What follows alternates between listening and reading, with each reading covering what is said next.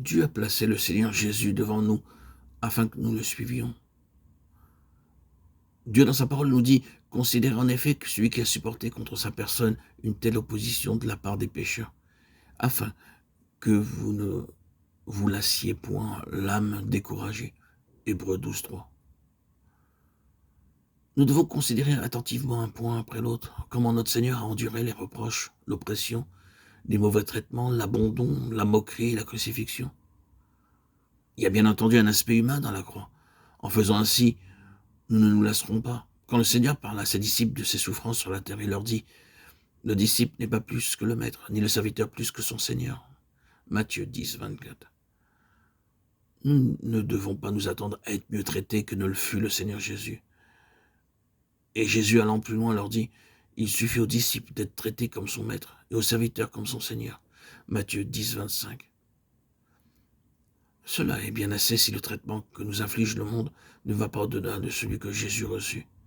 Car s'ils ont appelé le maître de la maison Belzéboul, à combien plus forte raison appelleront-ils ainsi les gens de sa maison? Matthieu 10, 25. Puisqu'il a été l'objet de mauvais traitements dans ce monde, n'en sera-t-il pas de même pour nous? Si nous considérons ces choses, nous ne serons pas lassés lorsque nous souffrirons la honte et l'opposition. En courant la course du royaume, la chose la plus redoutable, c'est d'avoir l'âme lasse et de faiblir. L'âme est cette partie de notre être qui comprend les sentiments, l'intelligence et la volonté. Quand l'âme se lasse et faiblit, elle perd sa force. Sa volonté perd de sa vitalité, ses sentiments se refroidissent et son intelligence se paralyse. Les choses n'ont plus de substance. Nous les laissons aller à la dérive. Et la question de la couronne à venir est remise entre les mains du destin. Une des grandes tentations dans la course, c'est de nous relâcher et de ne plus courir avec ardeur pour remporter la céleste couronne.